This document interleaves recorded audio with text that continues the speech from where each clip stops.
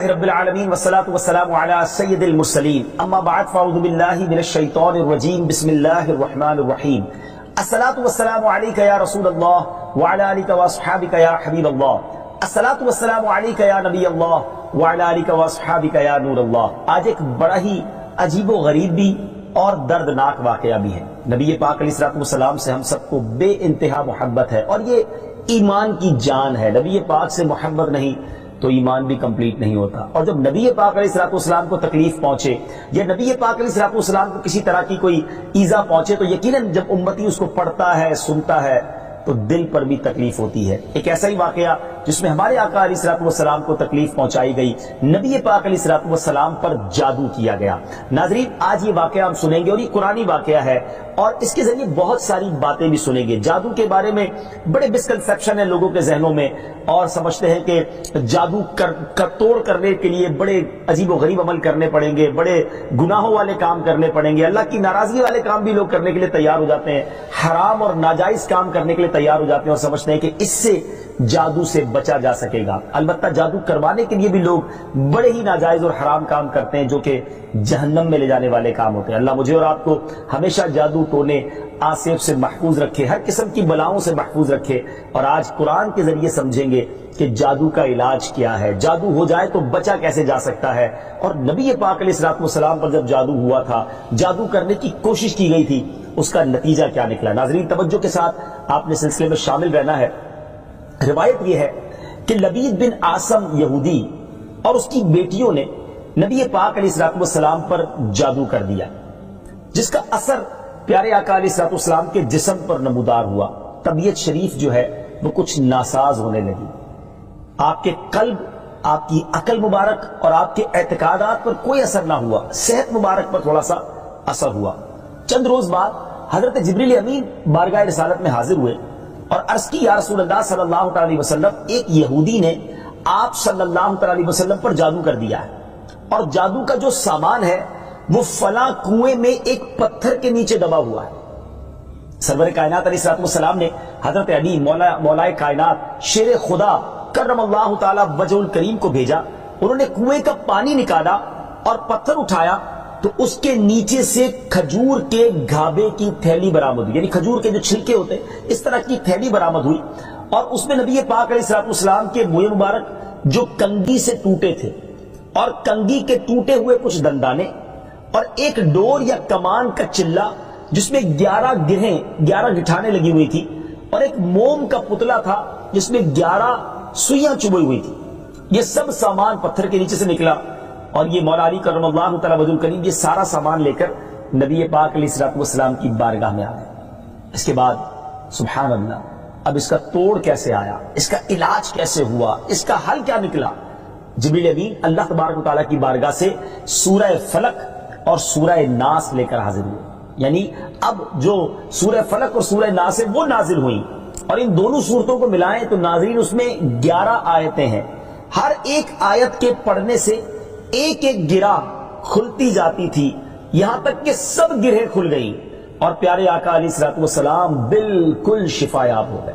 سبحان اللہ، سبحان اللہ۔ ناظرین، اب اس واقعے سے بہت ساری باتیں میں نے اور آپ نے سیکھنی ہیں۔ پہلی بات یہ ہے کہ یہ بخاری شریف میں ہے کہ پیارے آقا علیہ السلام جب بستر شریف پر تشریف لاتے تو اپنے دونوں ہاتھوں پر دم کرتے اور اپنے سر سے پاؤں تک پورے جسم پر اپنے ہاتھوں کو پھرایا کرتے، جہاں تک دست مبارک پہنچ سکتے یہ عمل 3 مرتبہ فرماتے، یعنی نبی پاک علیہ السلام ان دونوں صورتوں کا اپنے اوپر بھی دم کیا کرتے۔ اور ایک اور جگہ پر بھی یہ ہے، حدیث عائشہ رضی اللہ تعالیٰ عنہ میں ہے کہ جب نبی پاک علیہ السلام کے گھر والوں میں سے کوئی بیمار ہوتا تو آپ علیہ السلام ان دونوں صورتوں کو پڑھ کر اس پر دم فرمایا کرتے تھے۔ تو یہ نبی پاک کے معمول میں تھا۔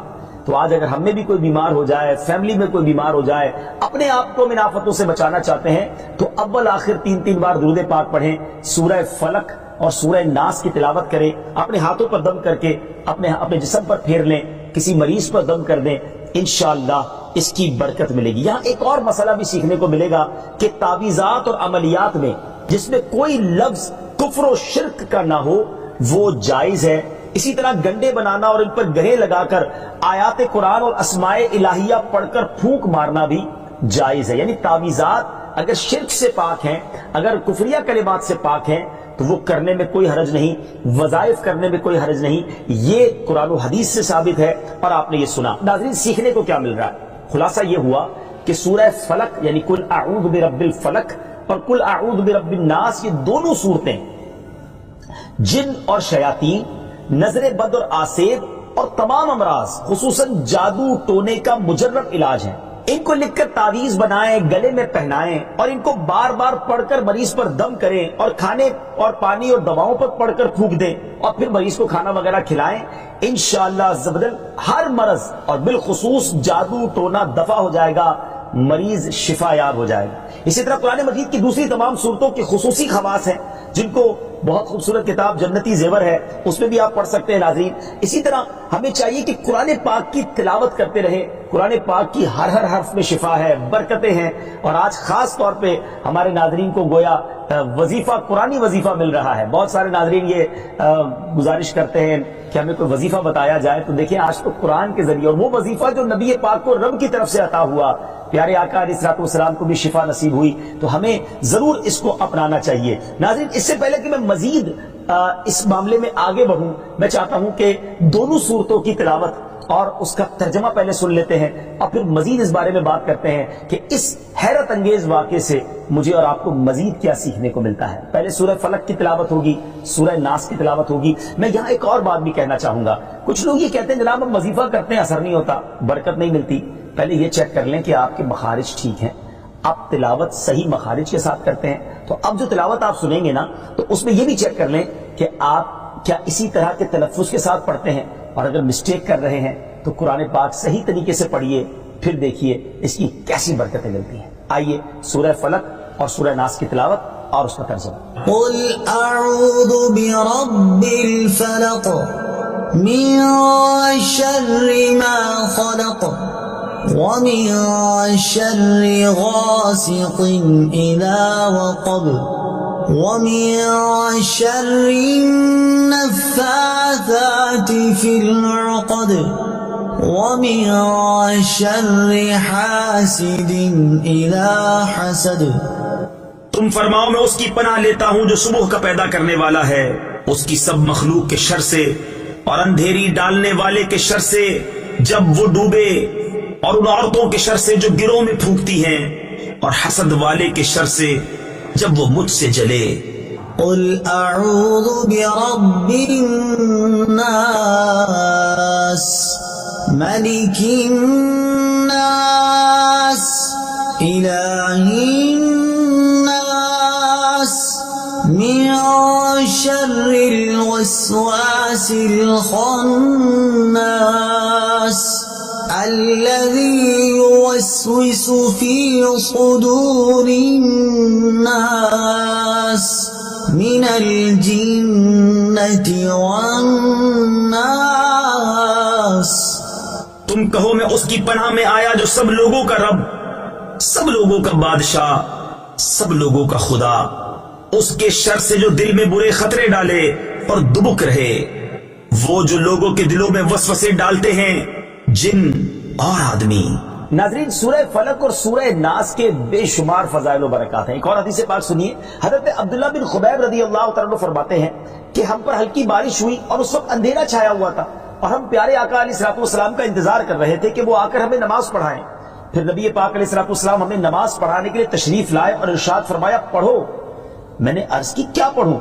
ارشاد فرمایا صبح و شام 3 بار قل هو اللہ احد، قل اعوذ برب الفلق اور قل اعوذ برب الناس پڑھو، ان کی تلاوت کرنا تمہیں ہر بری چیز سے بچائے گا۔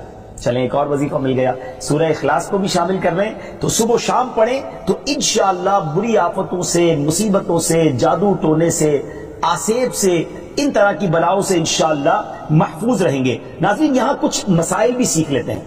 حضرت اسماء بنت امیس رضی اللہ تعالیٰ عنہ نے عرض کی یا رسول اللہ صلی اللہ تعالیٰ علیہ وسلم، جعفر کے بچوں کو جلد نظر ہوتی ہے، کیا مجھے اجازت ہے کہ ان کے لیے عمل کروں؟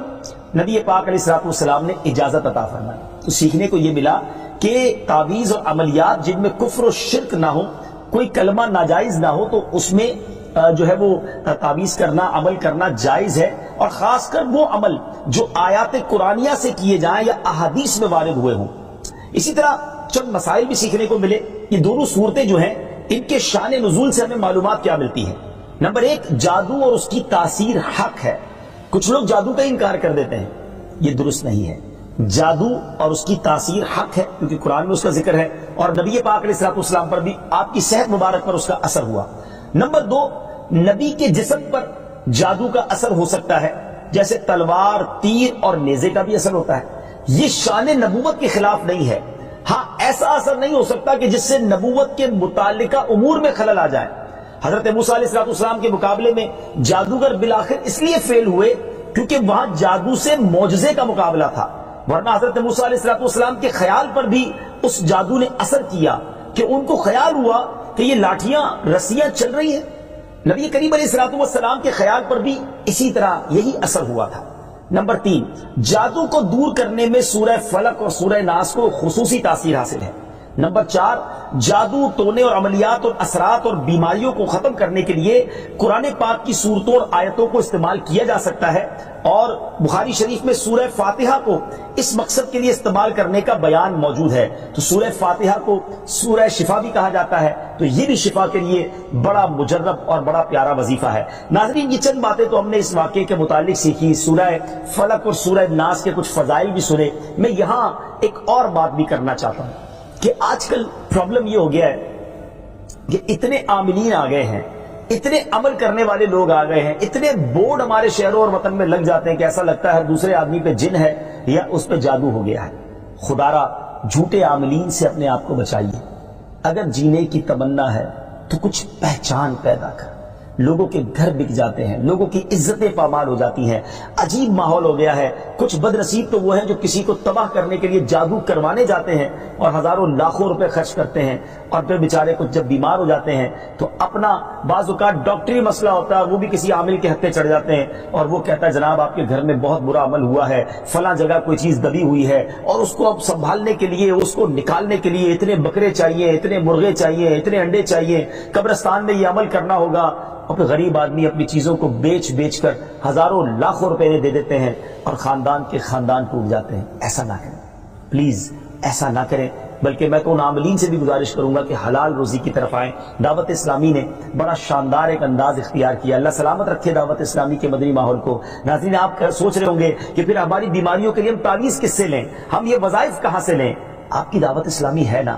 الحمدللہ دعوت اسلامی کا ایک شعبہ ہے جس کا نام ہی مکتوبات و تعویذات عطاریہ ہے۔ اس میں آپ کو بغیر کسی فیس کے، جی ہاں بغیر کسی فیس کے، لاکھوں لاکھ تعویذ ہر مہینے ناظرین یہاں سے دیے جاتے ہیں، پوسٹ بھی کیے جاتے ہیں، کوریئر بھی کیے جاتے ہیں، اس کی بھی کوئی فیس نہیں لی جاتی۔ تو یہ تعویذات آپ دعوت اسلامی کے مرکز سے رابطہ کر کے لے لیجئے۔ آن لائن تعویذات کی سروس بھی موجود ہے۔ حالانکہ دعوت اسلامی کا اس ڈپارٹمنٹ پر لاکھوں کروڑوں روپے خرچ ہو رہا ہے، مگر اس لیے اس کو فری رکھا ہے تاکہ امت کے لیے آسانی ہو، دکھیاری امت جو ہے ان کے مسائل حل ہو جائیں، نہ جانے کس کی دعا لگ جائے اور ہمارا بیڑا پار ہو جائے۔ ہاں، اس میں یہ ضرور میں کہوں گا کہ وہ لوگ جو یہ پروگرام دیکھ رہے ہیں اور ان کو لگتا ہے کہ میں اس شعبے کو سپورٹ کروں، دعوت اسلامی جس شعبے میں خرچ کر رہی ہے اور نہ جانے کتنے دکھیارے مسلمانوں کی دعائیں لے رہی ہے، تو اگر آپ دعوت اسلامی کے شعبہ تعویذات عطاریہ میں سپورٹ کرنا چاہتے ہیں، اپنا ڈونیشن دینا چاہتے ہیں، تو بھی ہم سے رابطہ کر لیجئے۔ لیکن پلیز ان جھوٹے عاملوں سے اپنے آپ کو بچائیے۔ اور مجھے جو ناظرین سن رہے ہیں، ہر بندے پر جادو نہیں ہوتا، ہر بندے پر جن نہیں آ جاتا، ہر بات میں وسوسہ نہ لایا کریں، وظائف پڑھ لیا کریں۔ صبح شام یہ وظیفہ ہمیں نبی پاک نے دے دیا ہے، صبح گھر سے پڑھ کر نکلے، شام گھر پر آ کر سونے سے پہلے پڑھ لے، آیت الکرسی سونے سے پہلے پڑھ لے، اللہ نے چاہا خیر آپ کا مقدر رہے گی۔ اور مزید ضرورت ہو تو دعوت اسلامی کے اس شعبے سے رابطہ کر لیں۔ میں امید کرتا ہوں کہ آج کے اس واقعے سے ہمیں یہ سیکھنے کو ملا کہ قرآنی وظائف کی کیا اہمیت ہے، اور جائز وظائف کرنے میں، تعویذات کرنے میں کوئی حرج نہیں۔ آخری بات، نبی پاک علیہ السلام کو پتہ چل گیا، جبریل امین نے بتا دیا کہ جادو کس نے کیا ہے، مگر نبی پاک علیہ السلام نے بدلہ نہیں لیا، سزا نہیں دی۔ اس لبید بن عاصم کو، اس کی جو بچیاں تھیں، جو بھی لوگ تھے جادو کرنے والے، سب کو معاف کر دیا۔ اللہ اکبر! انہیں پتا چل جاتا تھا کہ کس نے ظلم کیا ہے، پھر بھی معاف فرماتے، اور ہم شک کی بنیاد پر بدلہ لے لیتے ہیں۔ کوئی عامل کہہ دیتا ہے تمہارے گھر میں سین نام کی کوئی عورت ہے، اس نے یہ کیا ہے، اب جتنے سین نام والے ہیں سب کے ساتھ بدگمانی شروع، جب سے سب سے لڑائی شروع، سب کے بارے میں برا سوچنا شروع۔ انسان ہی سے غلطی ہوتی ہے. معافی کرنے والا ذہن رکھیے. معاف کریں گے اللہ تعالیٰ آپ کو معاف کر دے گا. رحم کریں گے آپ پر رحم کیا جائے گا. اللہ مجھے اور آپ کو نبی پاک علیہ الصلوۃ والسلام کی اس مبارک سیرت سے سیکھنا نصیب فرمائے کہ اگر کسی سے غلطی ہو بھی گئی ہے, کسی نے ہمارا برا چاہا بھی ہے اور پتہ بھی چل گیا ہے, تو معاف کرنا اللہ کو بڑا پسند ہے. مشکل ضرور ہے, دل چاہتا ہے میں بھی بدلہ لوں, لیکن مزہ بھی تو یہی ہے نا کہ دل چاہ بھی رہا ہے, غلط بھی کیا ہے سامنے والے نے اور میں بدلہ لے بھی سکتا ہوں, پھر بھی اللہ کی رضا کے لیے معاف کر دیں اور اس نیت سے معاف کریں میرے مالک میں تیرے بندے کو معاف کر رہا ہوں, تو مجھ گناہگار کو معاف فرما دے. اللہ کریم ضرور کرم فرمائے اور یہی اسلام کی خوبصورتی ہے.